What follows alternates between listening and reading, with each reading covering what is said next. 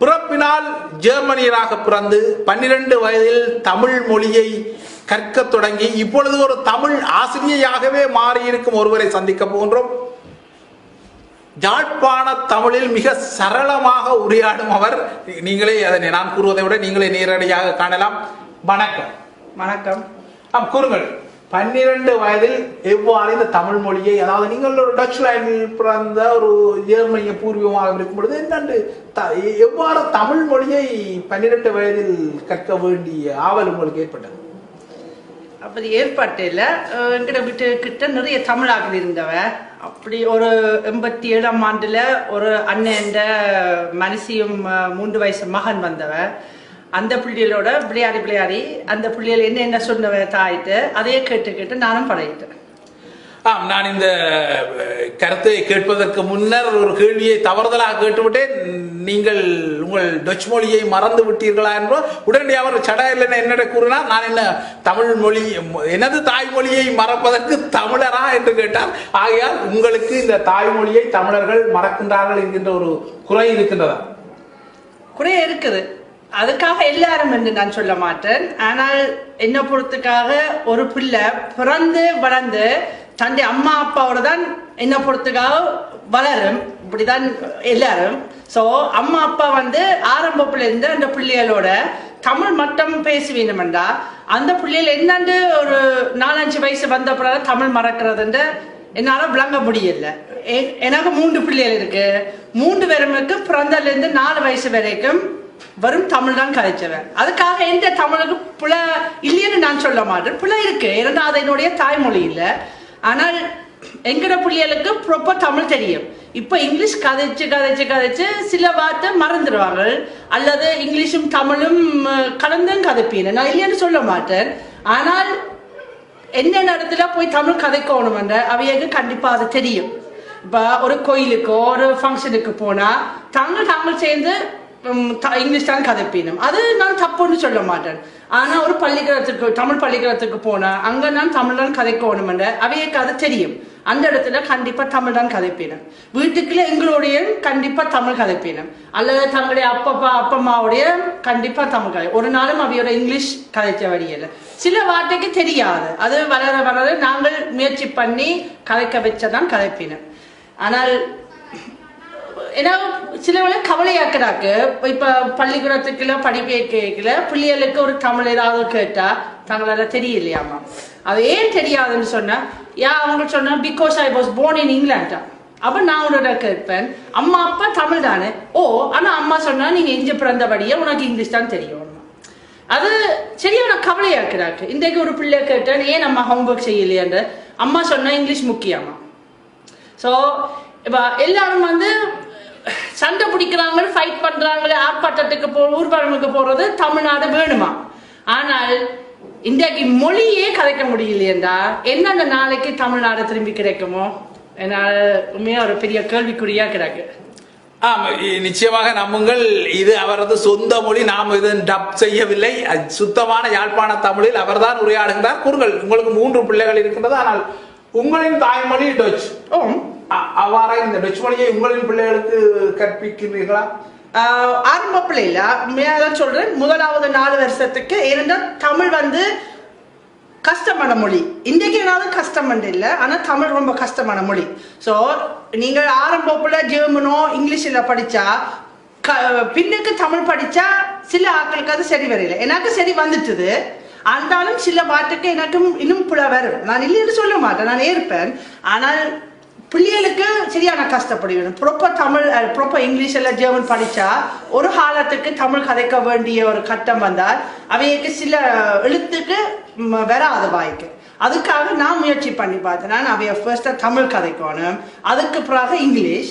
So இப்போ இன்னும் ஒரு 5-6 வயசு வந்த பிறகு இவையோட ஜெர்மன் மொழியும் கதைக்க வலிக்கிட்டு. நான் இன்றைக்கு ஃப்ளூவன்ட்லியே கதைக்க மாட்டாங்க. நாங்கள் அங்கே போனால் ஒரு 2 நாளைக்கு பிறகு ஒரு அளவுக்கு தங்களுடைய தேவையானதுக்கு ஃப்ரெண்ட்ஸோட கதைக்க முடியும். இஞ்சி என்னோட ஜெர்மன் பெருசா கதைக்கணும். ஆனா டிவி பார்த்தா ஒரு 70% விளங்கும். புல வரும், நான் இல்லைன்னு சொல்லல. ஆனால் எனக்கு ஒரு நம்பிக்கை இருக்கு, நாளைக்கு தேவைப்படுமோ அவையக்கே ஜெர்மன் பழக முடியும். ஆனால் தமிழ் விட்டா நாளைக்கு தமிழ் பழக முடியாதுன்னு இல்லை, சரியான கஷ்டப்படுவேன். ஆம், அதாவது அற்புதமான யாழ்ப்பாண மொழிநடையில் சரளமாக மிக இங்கு இருக்கும் சில தமிழர்கள் பேச முடியாத அளவிற்கு சரளமாக அவர் தமிழை பயன்படுத்துகின்றார். ஆனால் அவரது இந்த தமிழ் மொழி பயன்பாடு அவரது 12 வயதில் தான் வந்திருக்கின்றது. அதற்கு முன்னர் அவர் பூரணமான சுத்தமான டொச், அதாவது ஜெர்மனிய மொழி. குருங்கள், இந்த தமிழ் மொழியை நீங்கள் இப்பொழுது ஒரு ஆசிரியராக இருக்கின்றீர்கள், தமிழ் மொழியை கற்பிக்கும் அளவிற்கு நகர்ந்திருக்கின்றீர்கள். இந்த தமிழ் மொழி கற்பித்ததில் இந்த உள்ள சிக்கல் என்ன? இப்பொழுது சற்று முன்னர் பேசிய பொழுது சில மொழிகள் தங்களுக்கு விளங்கவில்லை, ஆசிரியர்கள் குறிப்பிடும் நவீன சொற்கள் விளங்கவில்லை என்பதாக அவர்கள் குறைப்படுகின்றார்கள் தமிழ் சிறார்கள். கூறுங்கள், இந்த சிக்கலுக்கு தீர்வு? இந்த சிக்கல் ஏன் வரும் என்றால் என்ன பொறுத்துக்காக வீட்டில் ஒழுங்காக கதைக்க மாட்டேன். வீட்டுக்குள்ள இப்ப எல்லாரும் ஜெர்மனுக்குண்டாலும் பிரெஞ்சுக்குனாலும் கனடாக்கு எங்க போனாலும் பிள்ளைகள் ஒரு யாழ்ப்பாணம் தவிர வேறு ஒரு நாட்டுக்குள்ள பிறந்ததோ அங்க வளருவினமோ அவையண்டையுமாம் நான் எந்த நாட்டில் இருப்பேனோ அந்த மொழி தான் நான் கதைச்சி ஆகணும். அதுக்காக தமிழ் விட்டுருவாங்க. ஆனால் அதை ஏன் வந்து என்ன பொறுத்துக்காக 170% பெற்றோர் தான் பிள்ளை. அதுதான் என் எய்ம். ஸோ அது இல்லையாம இருக்கலாம், மன்னிச்சு கொள்ளுங்க. ஆனால் ஒரு அம்மா அல்லது ஒரு அப்பா முயற்சி பண்ணி பார்த்தா தண்டை பிள்ளை தாய்மொழி ப்ராப்பர் பழகினா நாளைக்கு அந்த பிள்ளைகளுக்கு ஒரு கஷ்டம் வரக்கூடாது.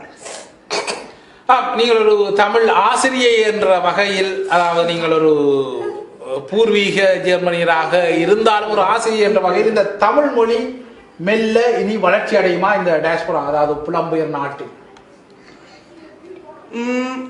வளரும் கண்டிப்பா. ஆனால் எல்லாரும் வந்து கூட கூட பழகணும். எல்லாரும் வந்து ஓகே எனக்கு தாய்மொழி முக்கியம் என்று அதை முதல் ஏற்றுக்கொள்ளணும். அதை ஏற்றுக்கொண்ட பிறகுதான் அந்த தாய்மொழி வளரலாம். இல்லையோ ரொம்ப இப்போவே நியாயமா நாட்கள் சொல்லுவீனும், ஐயோ பிள்ளைய வந்து லீவுக்கு கொண்டு போனேன் சிலவனுக்கு, ஆனா அப்பா அம்மாவோட இங்கிலீஷ்ல கழிச்சு அப்பா அம்மாவுக்கு ஒன்றுமே விளங்க இல்லை. இது பிள்ளைக்கு பாவம் என்று சொல்ல மாட்டேன், இது வந்து கேவலம் தான் சொல்லலாம். ரொம்ப உண்மையான கேவலம் மக்களுக்கு இப்படி ஒரு தேவைப்படாது. இப்ப என்னன்னு சொல்றது, இப்ப ஒரு இந்தியன் பிள்ளையோ அல்லது ஒரு ஈஸ்ட் யூரோப்பியன் பிள்ளையோ அவைய வந்து மெயினா தங்களோட தாய்மொழி தான் பழகுவாங்க. அதுக்கு பிறகுதான் இங்கிலீஷ். சரியா? அவைய வந்து இங்கிலீஷ்ல புல வருமென்று கவலைப்பட மாட்டேன். ஆனா தமிழாக்கள் வந்து இங்கிலீஷ்ல புல வருமென்று பெரிய ஒரு கவலை வரும். தமிழ் டியூஷன் தேவைப்படாது, இங்கிலீஷ் தான் முக்கியம் என்று தான் அவைய எய்ம். நீங்கள் கூறும் இந்த சிக்கல் இப்பொழுது பிரான்சில் கூட அவர்கள் அவ்வாறு தான் கூறுவார்கள். தாய்மொழியை முதலில் கற்றுக்கொள்ளுங்கள். இப்பொழுது எனது பிள்ளைகளுக்கு கூட அந்த ஆசிரியை பிரெஞ்சு ஆசிரியர் கூறுவார், பிரெஞ்சு மொழியை பற்றி கவலைப்பட வேண்டாம், நிச்சயமாக அவர்கள் அதை கற்றுக்கொள்வார்கள், முதலில் தாய்மொழியைத்தான் கற்றுக் கொடுங்கள் என்பதாக கூறுவார். ஆனால் இங்கு அந்த நிலைமை கொஞ்சம் வித்தியாசமாக இருக்கிறது. ஆசிரியர்கள் கூட வீட்டில் ஆங்கிலத்தை தான் பயன்படுத்துங்கள் என அறிவுறுத்துவதாக தெரிகின்றது. இந்த கருத்து உண்மையா பிரித்தானியாவில்? நான் வந்து ஒரு இங்கிலீஷ் பள்ளிக்கூடத்தில் வேலை செய்வேன், ஆனால் வாலண்டியர் மட்டும். ஸோ நான் வந்து ரிசப்ஷன் கிளாஸ்லேருந்து 3ஆம் வகுப்பு வரைக்கும் மட்டும் உதவிக்கு தான் நின்றேன். நான் அங்கே அப்படி ஒன்றும் இல்லை, இது வரைக்கும் நான் அப்படி கேள்விப்பட இல்லை. எந்த நேரம் அங்கே பெற்றோர் வரணும், மீட்டிங்கு கதைக்கணும்டா எப்படினாலும் டீச்சர் மேலே சொல்லும், தயவு செய்து உங்களோட பிள்ளை வந்து தாய்மொழி ப்ராப்பர் கதைக்க முடிஞ்சா எந்த விதமான மொழி பழகலாம். சரியோ? இருந்துட்டு 1-2 டீச்சர் சொல்லுவாங்க, இல்ல வீட்டுல கூட இங்கிலீஷ் கதைங்கோ. ஆனால் ஒரு தாய் அல்லது தேப்பன் ஒழுங்கா இங்கிலீஷ் தெரிஞ்சத்தான் அந்த பிள்ளைக்கு இங்கிலீஷ் சொல்ல படிக்க முடியும். ஒரு தாய ஒரு தேப்பனுக்கு ஒழுங்கா சொல்ல தெரியாதண்டா அந்த பிள்ளை வந்து ஒழுங்கா இங்கிலீஷும் பழக முடியல. ஸோ எது உங்களுக்கு கூட தெரியுமோ அது முதல் அந்த பிள்ளைக்கு படிப்பிக்கணும். நான் ஸ்பீச் அண்ட் லாங்குவேஜ் தெரப்பி என்று அது தமிழில் சொல்ல முடியல, ஸ்பீச் அண்ட் லாங்குவேஜ் தெரப்பியில் கோர்சஸ் கொடுப்பேன். ஸோ அது வந்து ஒவ்வொருத்தரும் 5 கிழமைக்கு பெற்றோருக்கு ஒரு அரைவாசி ஒரு ஊக்கம், அரைவாசி ஒரு கொஞ்சம் ஐடியா சொல்லி கொடுப்பேன். என்னன்னு 2 வயசுலேருந்து 5 வயசு பிள்ளையோடு சேர்ந்து அந்த பிள்ளைகள் சில வேலை கதைக்க பிந்துமோ அல்லது கதைக்க ஒரு கஷ்டப்பட்டு இருக்குதுன்ற அவையக்கு என்னண்டு அந்த பிள்ளைகளோட வடிவா ப்ராப்பர்லியா அந்த கதைக்க முடிச்ச பழகலாம் என்று நான் அதை டீச் பண்ணுவேன். நாங்கள் அங்கே கூட சொல்லுவேன், தயவு செய்து உங்களோட பிள்ளைகளோட தாய்மொழி கதைச்சு பழகணும். சரியோ? எல்லா பிள்ளைகளுக்கு சின்னலேருந்து 1-2 சொல்ல கஷ்டப்படுவேணும். 1-2-3 சொன்னா அது ஈஸியாக வரும். எங்களோட பிள்ளைய கூட அது முடியும். என்ன சொன்னா அவர் என்ன சொல்லுவா 1 2 3. ஆனா நான் முயற்சி பண்ணி பார்க்கிறேன், அம்மா நீ 1 2 முதல் சொல்லு, அதுக்கப்புறம் 1 2 3 சொல்லு. அது முடியாது, என்ன முடியாது, முடியும், எல்லாருக்கும் முடியும். அதாவது உங்களின் பெற்றோர் நீங்கள் இப்பொழுது இவ்வாறு தமிழ் சரளமாக பேசுவதை அறிந்திருக்கின்றார்களா? எந்த பெற்றோர் அவையே தமிழ் கலைக்க முடியல, ஆனால் சந்தோஷப்படுவீனும், எனக்கு இன்னும் ஒரு மொழி நான் பழையினவடிய. ஸோ சில வேளை கவலைப்படுவீனும், எங்களோட பிள்ளைகள் தங்களோட ப்ராப்பர் ஜெர்மன் கதைக்க முடியல. ஆனால் நான் அது கூட கவலைப்படல. நான் சொன்னார் ஒரு காலத்துக்கு அவையே உங்களோட கதைக்க முடியும். அவைய இப்ப ஜெர்மன்ல வளரல, இங்கதான் வளருவாங்க. ஸோ அவைக்கு இன்னும் கஷ்டப்படுவீனும் அவன் ஜெர்மன் மொழி பழகுறது. என்னோட மட்டும்தான் பழகலாம், வேறோட கூட பழக இல்லாத. ஆனால் அப்போது சொன்ன மாதிரி ஒரு நம்பிக்கை இருக்கு, ஒரு காலத்துக்குள்ள அவைய கதைப்பீன தேவைப்பட்ட கதைப்பீன. இறுதியாக அற்புதமான மொழியாடலை செய்கின்றீர்கள். இறுதியாக இந்த தமிழ் மொழியை நீங்கள் பேசுகின்றீர்கள், இப்பொழுது ஒரு ஆசிரியராக இருக்கின்றீர்கள். உண்மையை மனந்திறந்து சொல்லுங்கள், இந்த தமிழ் மொழி உங்களின் பார்வையில் எவ்வாறு இருக்கின்றது? மனந்திறந்து உண்மையை சொல்லுங்கள். ஏன்னா நீங்கள் உண்மை பேச வேண்டும், ஏன்னா நீங்கள் ஒரு பூர்வீக தமிழ்ச்சி அல்ல. ஆயினும் இந்த தமிழ் மொழி பயன்பாடு பெருமைக்குரியதாக இருக்குமா எதிர்காலத்தில்? இருக்கு. என்ன பொறுத்தக்காக தமிழ் ஒரு உண்மையா ஒரு அழகான மொழி. தமிழ்ல நிறைய வசனம் கூட இருக்கு, ஜெர்மனோ இங்கிலீஷை தவிர. ஏதாவது சொல்ல விரும்புறீங்களோ அது தமிழ் மொழி 100% தெரிஞ்சத்தான் எல்லாம் விளங்கும். எனக்கு எல்லாம் விளங்கும் இல்லை, ஆனால் ஒரு கவிதையோ ஒரு பாட்டவோ நீங்க என்னென்ன சொல்ல விரும்புறீங்களோ அது தமிழ் மொழியில, பெரும்பாலும் வேறு மொழியிலையும் செய்யலாம், நான் தெரியல, ஆனா கூட சொல்லலாம். ஏன்னா அழகான வசனங்கள் இருக்கு, அழகான சொற்கள் இருக்கு. அது இங்கிலீஷ்லயோ ஜெர்மன்லயோ இல்லை. அதுதான் எந்த எய்ம். ஸோ எல்லாரும் கொஞ்சம் கூட முயற்சி பண்ணி பார்ப்பீங்களோ, எல்லாரும் கொஞ்சம் கூட ட்ரை பண்ணீங்களோ, என்ன பொறுத்துக்காக இன்னும் ஒரு 10 வருஷத்துக்கு பிறகு ஒரு தரம் வெக்கப்பட தேவையில்லை தமிழ் கதைச்சது. ஏன்னா எல்லாருக்கும் தெரியும். 20 வருஷத்துக்கு முன்னா ஒரு தரம் தமிழ் என்னன்னு தெரியாது, சிலோன்னு என்னன்னு தெரியல. எல்லாரும் நினைச்சவ ஸ்ரீலங்கா, அது இந்தியால ஒரு பங்கு. இன்றைக்கு எல்லாருக்கும் தெரியும் ஸ்ரீலங்கா அந்த இங்க அது என்ன.